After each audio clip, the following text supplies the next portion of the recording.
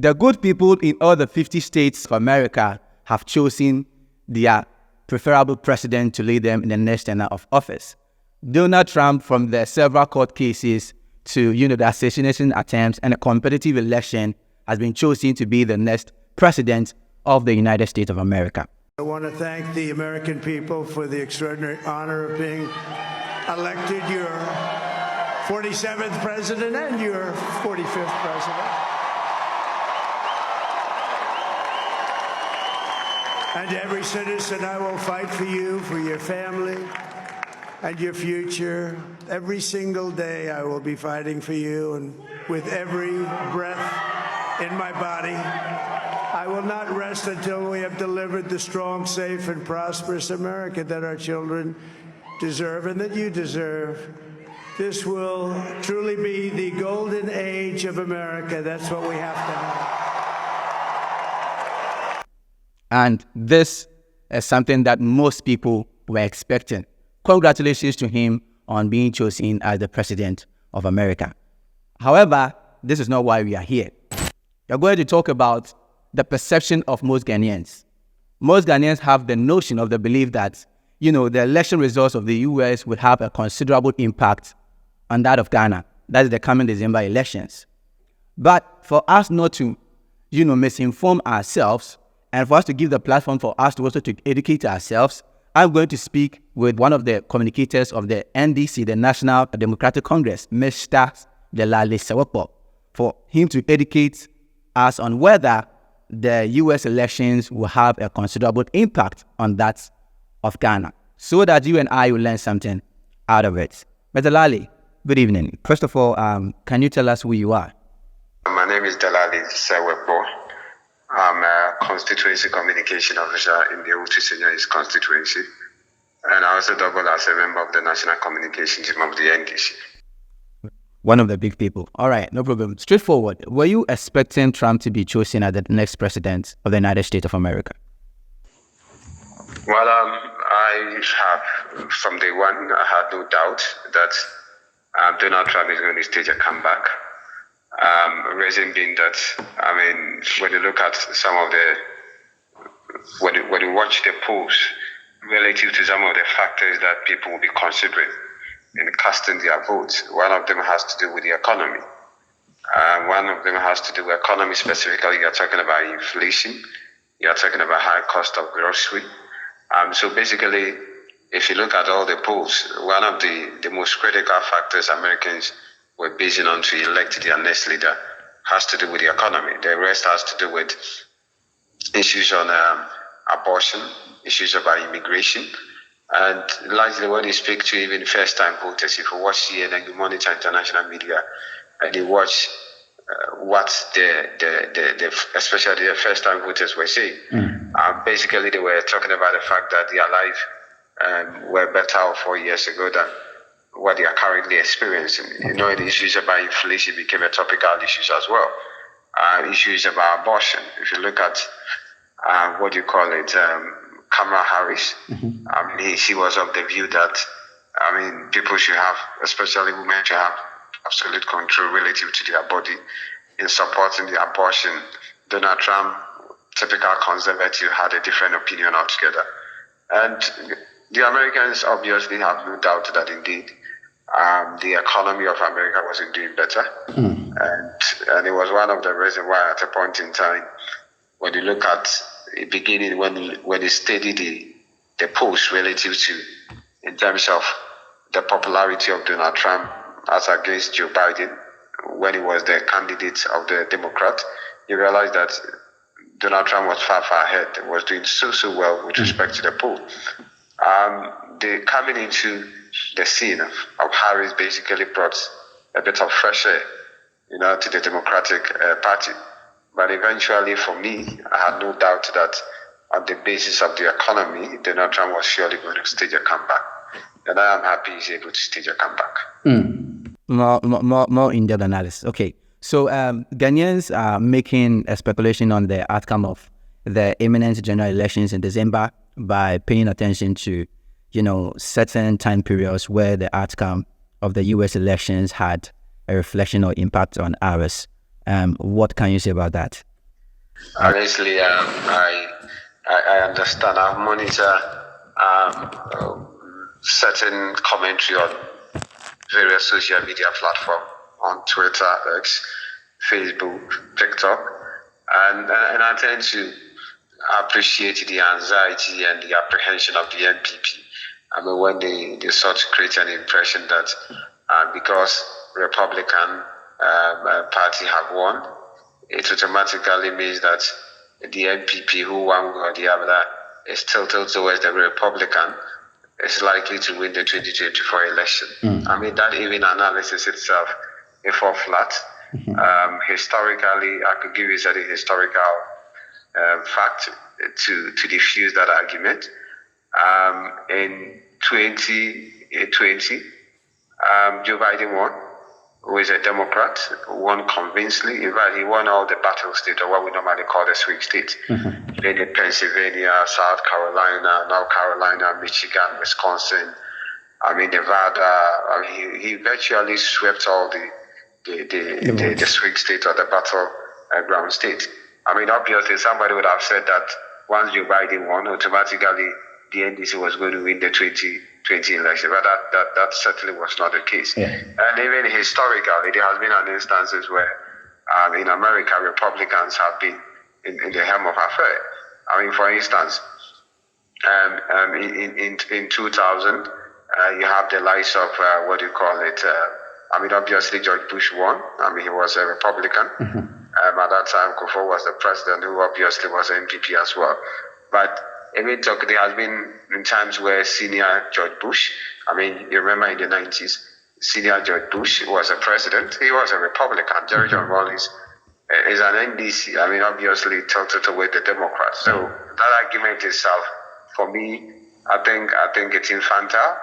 I think it's backward.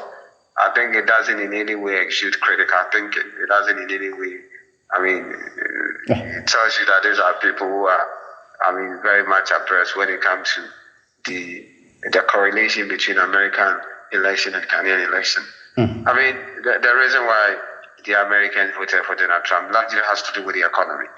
For instance, so if granted, even without admitting that those who are even of the school of thought that once Donald Trump has won, it automatically immune to the benefits or electoral fortunes of the NPP. Let's deal with the specifics. Now, who is Kamala Harris going into this election? She's a certain vice president. Right. Who is Dr. Alhaji Mahmoud Bawumia? He's a certain vice president. Yeah. What has been the view of the Democrats? These are people, per their pronouncement and expression, continue to endorse LGBTQ. Yeah. The NPP, on the other hand, what is currently pending before the Supreme Court that the president has refused to assent. I'm talking about the human rights bill. Obviously, dovetail into the fact that they have certain commonality. Okay. Yeah, Kamala Harris at a point in time told the good people of America that, yes, just like Bawumia is saying, he's also a mate. He cannot be blamed for the mess that is currently going on in the U.S. He cannot be blamed for the high inflation as far as grocery is concerned. And for that matter, she wants to charter her own path. She wants to isolate herself from the mess that was created by Joe Biden. She comes with her own policies. She comes with her own sense of direction. And for that matter, she presents a new hope, a change, and all together. That has also obviously been the campaign rhetoric of Alhaji Mahmoud Bawumia. But the American people were so obvious. There's a lesson. For a mate, right, who have understudied a reckless driver, cannot claim to insulate himself or to insulate herself or to be immune from the problem that has been created. So the American people overwhelmingly, emphatically, resoundingly voted against Kamala Harris, who happened to be a certain vice president. So if the same thing applies to Ghana, when you have the likes of the NPP flag bearer, the vice president, the man who prior to the 2016 election were told that he's the economic wizard, the man that were told that he is the economic messiah, the man that were told that have the panacea in solving all the economic challenges that we're facing prior to the 2016 election. The man that President Nana Akufo-Addo told us that President Nana Akufo-Addo, he's very defective when it comes to issue about the economy. And one of the reasons why he picked or he settled on Dr. Alhaji Mahmoud Bawumia was the fact that he's going to do a lot when it comes to salvaging the economy. So it cannot be the case that Dr. Alhaji Mahmoud Bawumia wants to, the NPP, as usual of them, typical of them, want to all of a sudden create a certain impression, narrative that, in fact, because a Republican candidate has won, it doesn't work. What is important relative to Ghana is simple. We are talking about an individual who told us that teachers are suffering, right? Tomato sellers are suffering. We are talking about a man who went to Malata to do voodoo economics when he told us that, listen, at that point in time, when a bag of maize was being sold 170 Ghana cedis, he said President Mahama is incompetent. Today, he sold almost more than 1,000 Ghana cedis. The man who told us that he posted tweets and told us that, he feels so sad about drivers who have to buy a gallon. At that time, it was 14 Ghana cedis. Dr. Alhaji Mahmoud Bawumia said President Mahama was incompetent because he doesn't understand the reason why drivers must buy a gallon of petrol at 14 Ghana cedis. Today, a liter is even more than 14 Ghana cedis. So it's much ado about nothing. I have cited a memo issued by the NPP top hierarchy, which basically means that the loss of Kamala Harris has sent some shivers.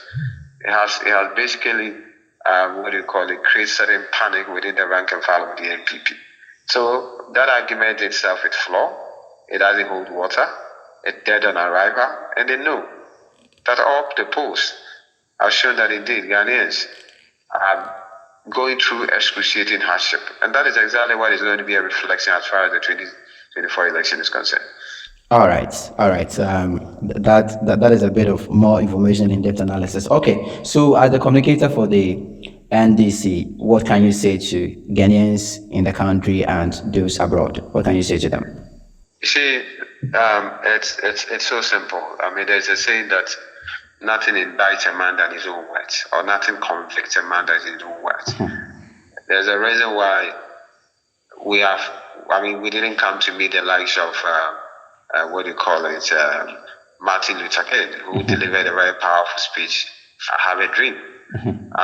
But yet that speech today resonates with us because that speech is so profound. We are going into a very critical election, a very crucial one for that matter. It's about the integrity of the two major political parties and the candidates that are representing the two major political parties. You see, leadership at the heart of this is what we call principle, consistency, respect to truth, honesty, and integrity. I believe that President John Mahama have demonstrated that indeed he's a man of integrity. This is somebody he's quick to admit that indeed this thing is wrong and he intends to fix it. We are dealing with a group of people who, what did they tell us when they were campaigning? They said, listen, we promised to protect the public purse. People continue to ask, we can't even locate the purse because they've stolen everything and stolen the purse as well. There's a group of people who told us that they are going to practice family and friend. See, as we speak, President Nana Danko Akufo-Addo's daughter has been given an appointment. When you go to the Flagstaff House, Asante Bedier too, dad has got an appointment. The mother has got an appointment. Gabi's wife has got an appointment. Gabi's father-in-law has got an appointment. President Nana Danko Akufo-Addo baby's mama is Virginia Hesse, is Ghana ambassador to the Czech Republic. You understand? So the issue about even family and friend, they have failed woefully. It's a group of people who told us that they will move Ghana. President Nana said it. He said he's going to move Ghana from the gadget economy to the production economy. He's going to move Ghana from taxation to production. What are we witnessing today? Excruciating tax. Of course. Even throughout the whole world, the COVID that has come and has disappeared. Ghana is still charging us when it comes to COVID, the border tax. So President Nana Danko Akufo-Addo and Dr. Alhaji Mahama has imposed almost 55 draconian tax on the innocent Ghanaians. That's why today, when they go, businesses are collapsing. In 2016, they said people are unemployed. What was the percentage? The Ghana Statistical Service at that time, unemployment rate was 8.4%. As we speak, unemployment is 14.7%. So if you compare unemployment, that was 8.4%, Juxtapose that with what we are currently experiencing, that is 14.77%. So the question is, if the NPP tells you that they have done well, the question is, what are the indicators say? These are the group of people, from Kwame Nkrumah to President Mahama's time. Ghana had borrowed to the tune of 122 billion. President Nana Danko Akufo-Addo said we can industrialize this country without borrowing. In fact, Bawumia said for him, he doesn't think that Ghana needs to borrow when we want to transform this country, because he believes we have so much resources in this country, because he has had the opportunity to work at Bank of Ghana before. Today, as I speak to you today, according to the World Bank report, even on the Bank of Ghana's website, Ghana has borrowed to the tune of 761 billion. What is there to show? Absolutely nothing. If you ask the NPP, all the money that you have borrowed, can you point to one regional hospital? They cannot. Can you point to one university? They cannot. So today, Ghanaians are going through difficulty. First, I can tell you, cement, how much was cement in 2016? It was 25 Ghana cedis to get a bag of cement. Today, you need to cough up no less than 100 plus Ghana cedis to get one bag of cement. So what exactly are they talking about? Tomatoes, that is a pin bag basket that was being first was like 5 Ghana cedis. Today, if you don't have almost bag close to 100 Ghana cedis, you can get it to buy. There's this drug called Foxgar 5MG. Meant for people who are suffering from diabetes. Yeah. During President Mahama time, it was 76 Ghana cedis. Today, it's almost about 1,000 Ghana cedis. So the economic indicator, when it comes to corruption is on the ascendancy.